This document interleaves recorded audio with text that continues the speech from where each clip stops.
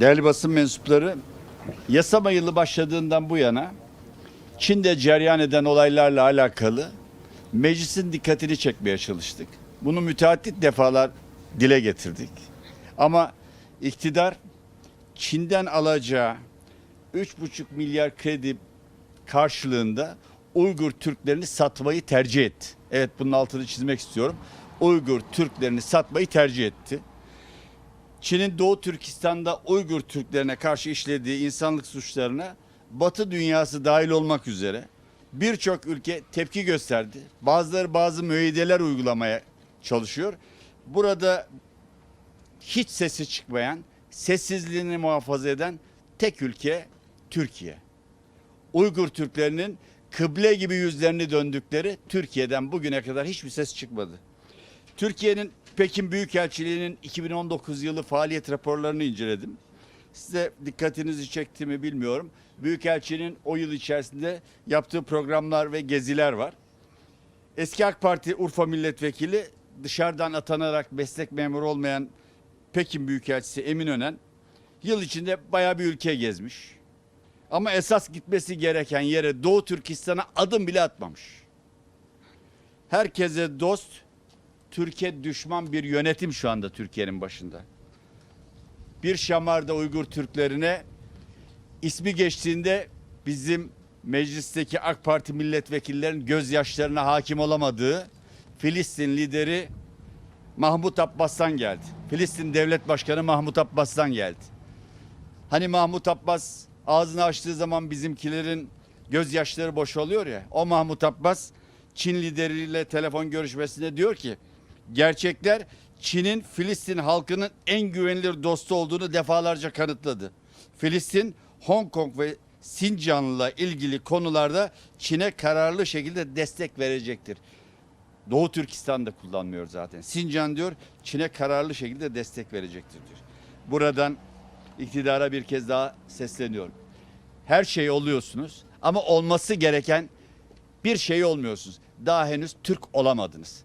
Bir kere de Türk olmayı deneyin diye buradan çağrıda bulunuyorum.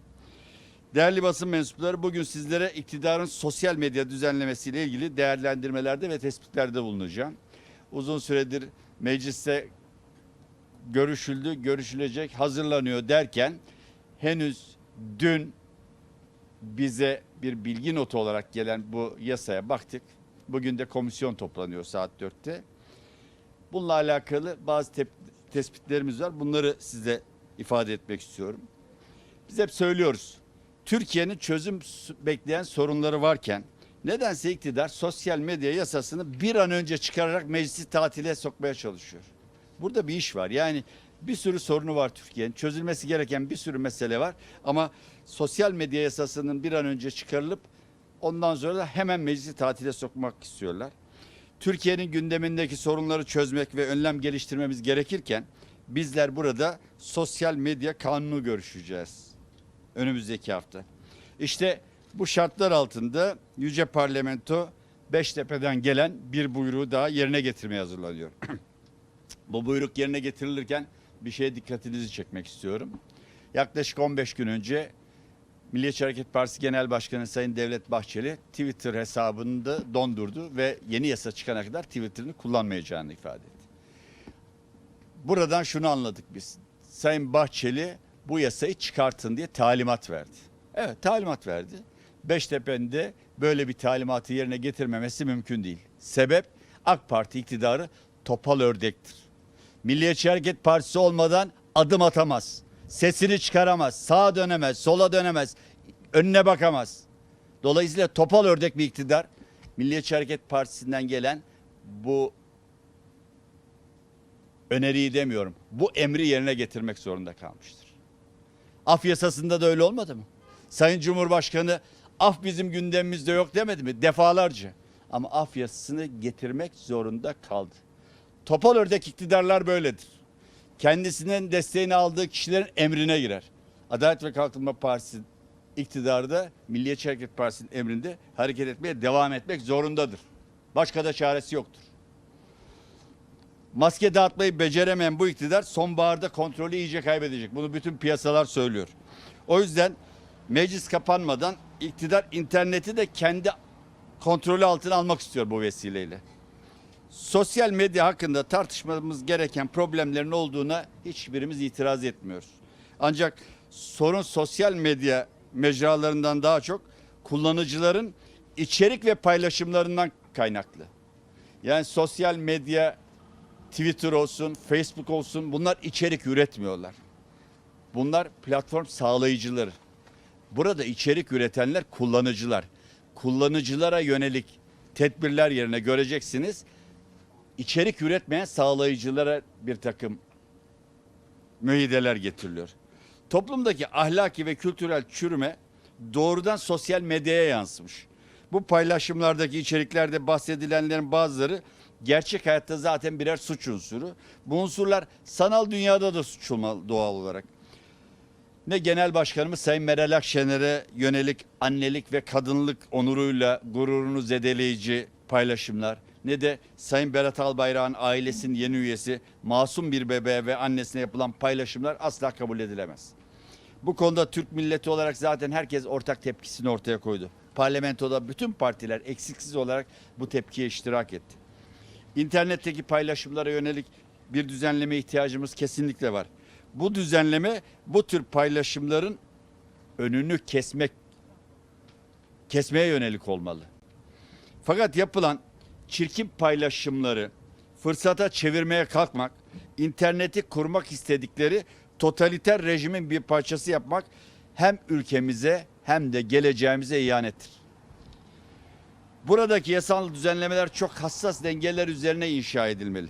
İktidar Türkiye'de yeni bir rejim inşa etmeye çalışıyor. Jopla, polisle, hapisle korkutulan ve özgür düşüncenin kontrol altında tutulduğu bir Türkiye yaratmaya çalışıyorlar. Sosyal medyayı düzenleyeceğiz, ahlaklı hale getireceğiz diye atılan adımda da şeytanın rehberliğinde ilerliyorlar. İyi birkaç maddeyi parlatıp ardına gizli ajandalarını, asıl niyetlerini saklıyorlar. Bakın gençlerimiz ekran işlerini çok iyi bilir. Birkaç iyi maddeyi yine kötü niyetlerinizi ekran koruyucu olarak yapmaya kalkıyorsunuz. Sosyal medya düzenlemesi daha şimdiden bütün internet kullanıcılar arasında bir tedirginlik yaratmaya başladı.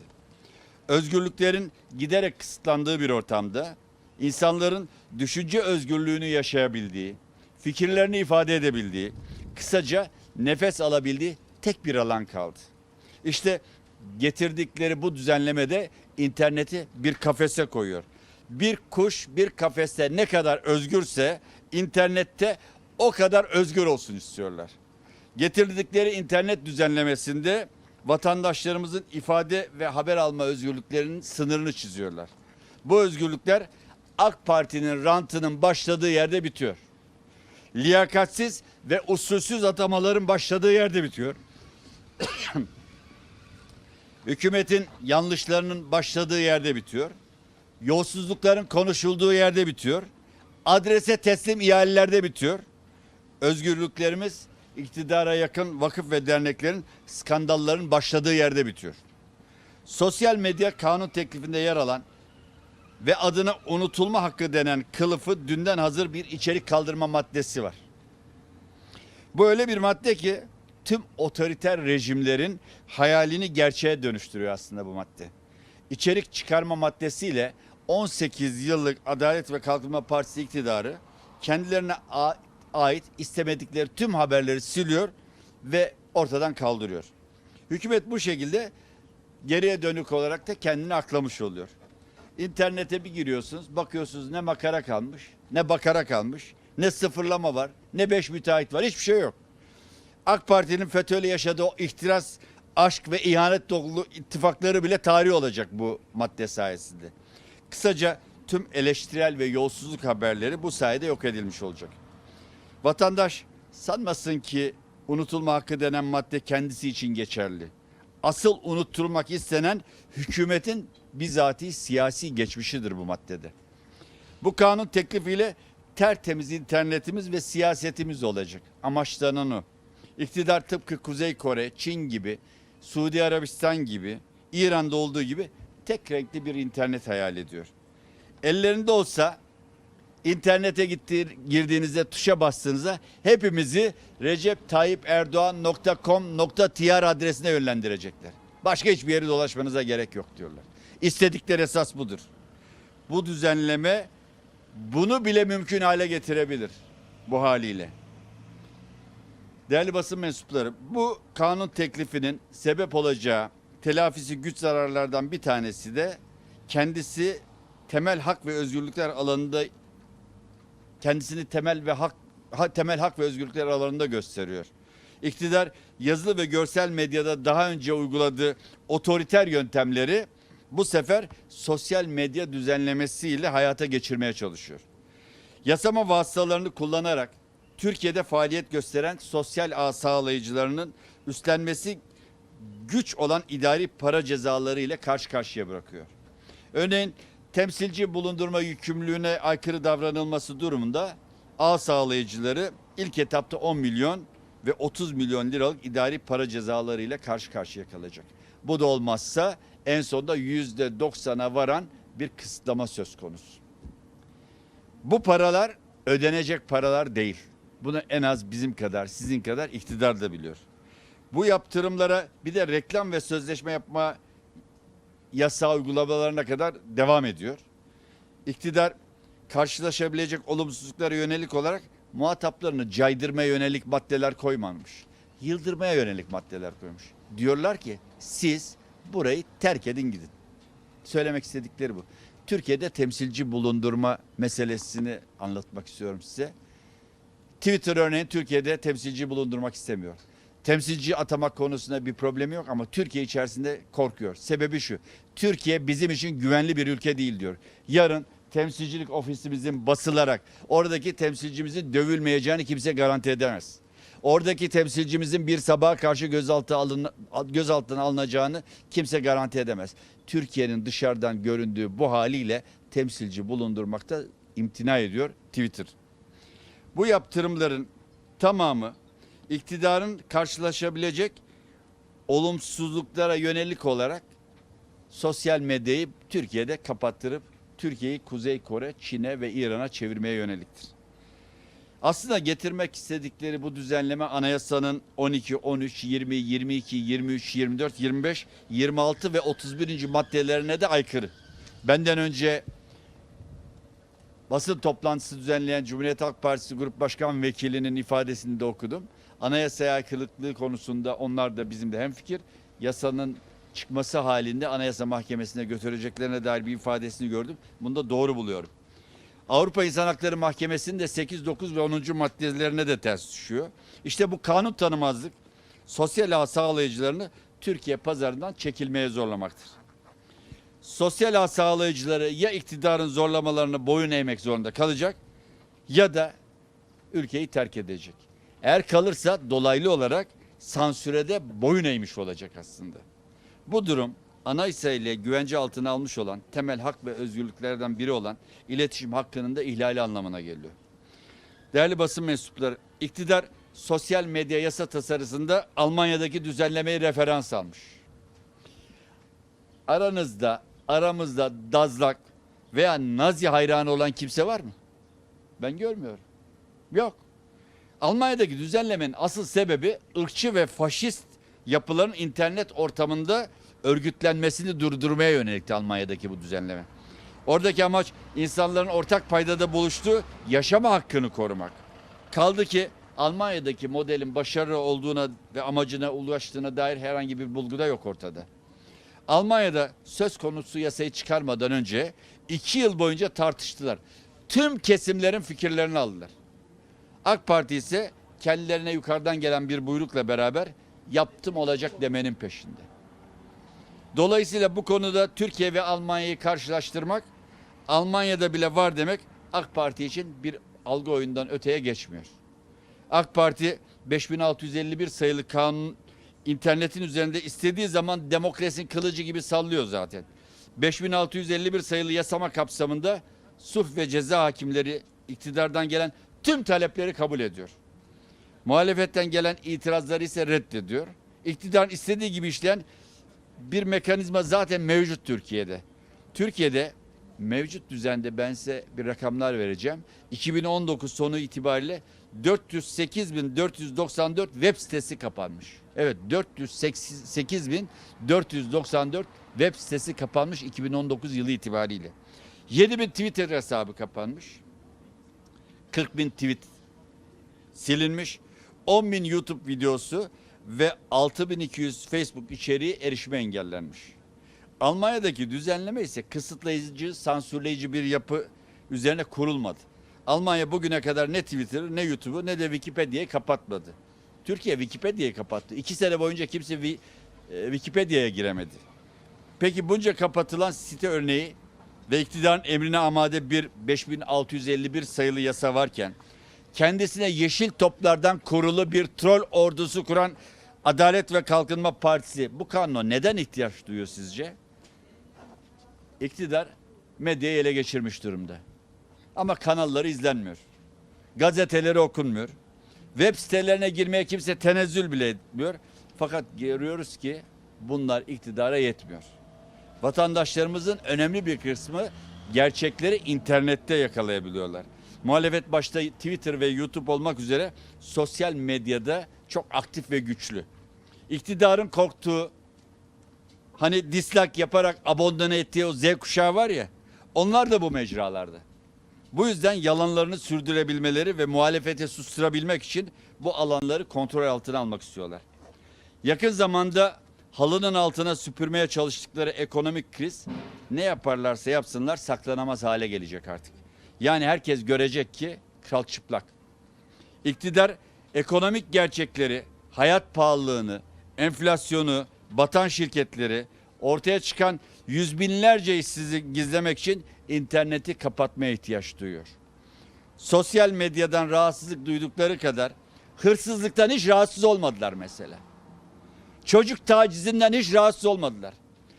Köpeklere tecavüz edecek kadar soysuzlaşan kişilerden bile rahatsız olmadılar. Haksızlıklardan rahatsız değiller. Hukuksuzluklardan hele hiç rahatsız değiller. On binlerce insanın hakkını, hukukunu yiyip hapse atmaktan da rahatsız olmuyorlar. Rahatsız oldukları şey sosyal medya. Yaklaşan bir erken seçim öncesi 18 yıllık AK Parti iktidarı kendini aklamaya çalışıyor bu yasayla beraber. Z kuşağı, yani gençlerimiz için iktidarın hiçbir hedefi ve projesi bulunmuyor. AK Parti'nin meclise getirdiği sosyal medya yasa tasarısı, oy moy yok diyen o gençler var ya, o gençlere duyulan kinin de tezahürüdür bu yasa tasarısı. İnterneti kirleten o ahlaksız çeteler olmasa emin olun gençlerimiz de milletimizin de ahlakı gayet sağlamdır. Hiç kimsenin kuşkusu olmasın bundan. Gençlerimizin zekasıyla ve özellikle de mizahın gücüyle baş edemedikleri için sosyal medyanın sesini kısmaya çalışıyorlar. Korkmayın beyler, zekadan zarar gelmez. Zeka dolu mizahtan hele hiç zarar gelmez. Zeka öyle bir güçtür ki yasayla falan da durduramazsınız bunu. İktidarla bir bilgi paylaşmak istiyorum. Bu kesin bilgi, yayabilirler. Gençlerimizin zekasını hafife aldıkça kaybedeceksiniz. Bugün sizi internette dislike eden gençlerimiz yarın sandıkta da dislike ettiklerinde ne demek istediğimi daha iyi anlayacaksınız. Türk gençliği iktidarın inşa etmek istediği Türkiye hayalinin önündeki en büyük engeldir. Gençlerimizle birlikte nefes alabildiğimiz kalan son alanın da ele geçirilmesine, internete sansür getirilmesine izin vermeyeceğiz. İfade özgürlüğünü ortadan kaldıracak bu düzenlemeye karşı bütün internet kullanıcıları ile birlikte özgürlüklerin sonuna kadar savunucusu olacağız. Biz İYİ Parti olarak bu yasaya sonuna kadar muhalefet edeceğiz. Bu arada meseleye sadece internet platformlarına gelen sansür olarak da bakmayın. Bu yapmak istedikleri artık toplumda ciddi şekilde görülmeye başlayan totaliter rejimin son adımlarından biridir. Mesele sadece bir kanundan ibaret değildir. Meclisteki milletvekili sayımızın yeterli olmadığını biliyoruz. Bu konuda toplumsal muhalefete her zamankinden daha çok ihtiyacımız var. Milletimizi bu konuda bizlerle beraber muhalefet etmeye ve uyanık olmaya davet ediyoruz. Teşekkür ederim. Evet. Sorusu olan arkadaş yoksa. Buyurun efendim. Bu İstanbul Sözleşmesi ile ilgili tartışma uzun zamandan beri devam ediyor. Dün Bahçeli'nin yine bir açıklaması oldu. Erdoğan'ın da açıklaması oldu. Kadına şiddet de artarak devam ediyor. Yine çok vahşice cinayetler de var, gündeme geldi. Son tabloyu nasıl değerlendiriyorsunuz? Bir sorun daha var. Ben müsaade ederseniz sırayla cevaplayayım. Ben Sayın Bahçeli'nin kadına şiddet konusundaki bu tavrını ayakta alkışlıyorum. Geç gelen bir tepki olarak görüyorum. Aynı tepkiyi Sayın Meral Akşener'in evine gelen, evini yakmaya, evine girmeye çalışan o ahlaksız çete olduğu zaman da bu tepkiyi vermesini beklerdim. Ama geç de olsa geldiği noktayı takdire şayan bir nokta olarak görüyorum. Kendisine teşekkür ediyorum. Kadına şiddetle ilgili İstanbul Sözleşmesi'nde var olan maddelerin ortadan kaldırılması aslında aynı zamanda hem kadına şiddetin çok sıklıkla gündeme getirildiği hem de İstanbul Sözleşmesi'nin sadece bir kesimin talebiyle İstanbul Sözleşmesi'nden imzanın geri çekilmesinin kötü bir tesadüf olduğunu düşünüyorum. Biz İstanbul Sözleşmesi'nin tarafı olmaya devam etmesi gerektiğini düşünüyoruz Türkiye'nin. Teşekkür ederim. Hayvan hakları ile ilgili de tartışma var. Son günlerde çok kötü görüntüler, çok büyük iddialardan bahsedildi. Hayvanları tecavüz gibi. Meclisin çok uzun zamandan beri gündeminde ama yasa bir türlü çıkmadı. Ben 24. dönemden beri bu hayvan hakları ile alakalı olan bu yasanın komisyonlarda çeşitli toplantılarına katıldım. Bakın ben size bir şey söyleyeyim. Türkiye bir darbe teşebbüsüyle karşı karşıya kaldı. Ülke o dönemde ciddi sıkıntılara duçar oldu. Bu sıkıntıların bertaraf edilmesi için bu meclis birçok kanun çıkarttı. İktidarını devam ettirebilmesi için gerekli gördüğü bütün kanunları çıkarttı.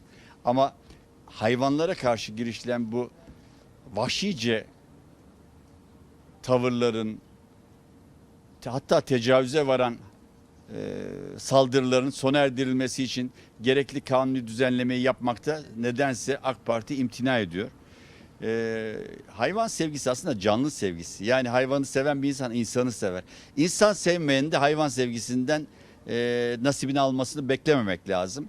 İnsanı sevmek, bir daha söylüyorum, bütün canlıları, bitkiyi, doğayı, Türkiye'yi betona boğan bir zihniyetin bitkiyi, doğayı sevmediğini rahatlıkla söyleyebilirsiniz. İnsan sevmeyen bir zihniyetin hayvanı sevmesini de beklemiyoruz. Bu konuda ısrarımız devam edecek. Meclis açılır açılmaz tekrar biz bu konudaki kanun teklifimizin meclise inmesi konusunda gayretlerimiz devam edecek. Teşekkür ediyorum. Peki arkadaşlar, sağ olun.